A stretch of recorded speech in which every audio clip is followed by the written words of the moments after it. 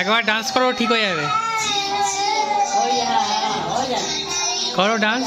মাথায় কি এসছে বলো তো? মাথায় তোমার জল পড়ছে, দেখো নলকা দিয়ে জল পড়ছে। একটু বাইরে ঘুরিয়ে আনতে গিয়েছে, তখন দেখি তো আমি বললাম